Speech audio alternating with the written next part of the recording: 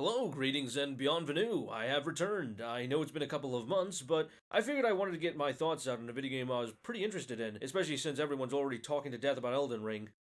If you haven't been keeping up with the game so far, the first quarter of 2022 has been an absolutely insane lineup. And the games that have released so far, looking at Kirby or Final Fantasy, have already shown a lot of promise. Though the game that piqued my interest the most was Triangle Strategy. This game was shown off in February last year and had a demo released shortly after, which while I didn't play, I heard had a lot of open criticism and was actually improved upon in the final game, and I'm very impressed that happened. I did also make sure that the only trailers I did watch were the ones that were shown off in directs. I didn't want to overhype myself for the game, but I was interested even more when I heard that the game was going to be made by Tomoya Asano, the dude who worked on Bravely Default and Octopath Traveler, two games I'm really fond of. And the best part was that this game was going to be made in the HD2D engine, the same one that Octopath used, and it's only making me more excited for the DQ3 and Live Alive remakes. Really hoping those are good. Here's the thing. I have very little experience with TRPGs. I've played a little bit of Disgaea 1, and I've played Pokemon Conquest, but most of my experience with these kind of grid-based combats are more in line with Fire Emblem and SRPGs. And of course, this game was essentially going to be filling up my itch until a new Fire Emblem game came out. One that preferably wasn't a Warriors game, let me make that clear, and especially since Advance Wars is being delayed again. Maybe someday. Now, before I start, I'm going to say, this is a first impressions video. I will have more to say when I make the full video, and I will be way more elaborate. This is just me getting my general thoughts out there and just making kind of a rambling. So, take my words with a grain of salt. This is only a tidbit of what I will think, and I will give more detail later.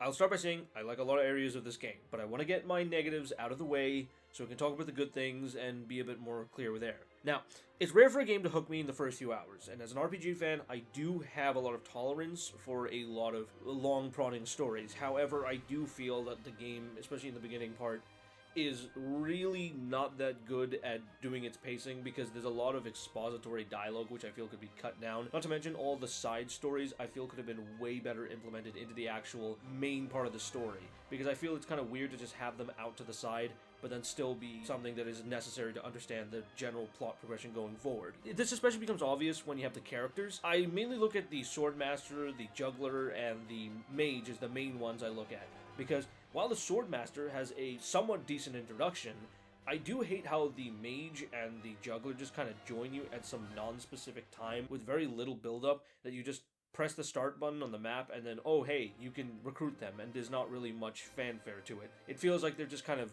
ancillary.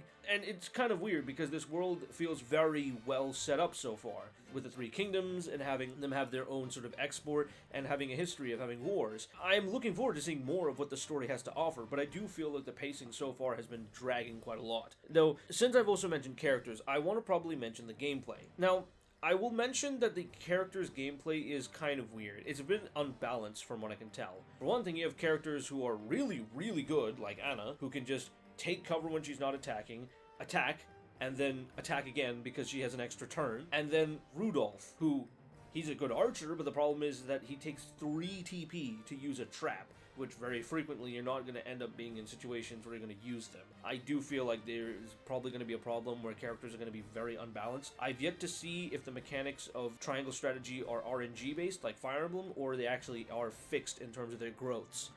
I really hope that this game doesn't have a problem where you end up investing a lot of resources into a character only to find out this shit, where they have very little utility going forward. Though, keep in mind, I am playing normal mode, so this might be different depending on which mode you're playing, and I just chose that mode because I don't like choosing easy modes, and hard mode was very clearly for people who are used to the genre. I do also think that the separate forms of gameplay could have been implemented way better, because while I like the idea of separating the story, exploration, and the combat into separate phases that all go sequentially, I am not a big fan of the fact that the explore sequences feel really, really short and don't really add that much. I mean, maybe if the maps are just a little bigger and I could explore more in a more tactile sense, I feel I would enjoy it a lot more, but like I said, this is only the first 6 chapters. There's probably going to be way more to enjoy, and I've yet to even scratch the surface of the conviction system going forward. Now, I've mentioned my slight peeves with the game, and I understand that that might be a problem for people, but do keep in mind I like this game so far. For one thing, the visual style is great. I loved the art style and presentation of Octopath, and this game just does more of what I want. Personally, I'm actually impressed the character sprites look that good from any angle. I mean, this game has basically a proper 3D camera, so you're going to be looking at these sprites from multiple different angles, and the fact that they look this good is impressive, especially since the cinematics aren't all that impressive, but the sprites really do help to elevate the presentation. They actually make the kind of dragged pacing just a little bit more bearable as well. Though, since we've also mentioned the characters, the portraits are really nice. I really like Anna's and Benedict's as well.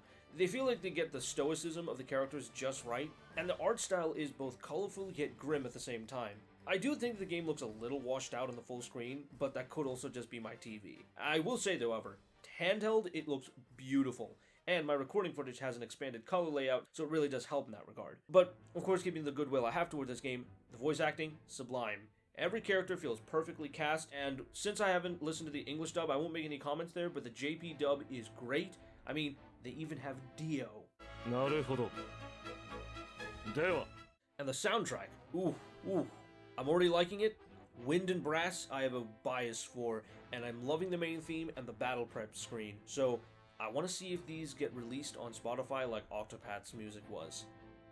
To finish off, there's the gameplay.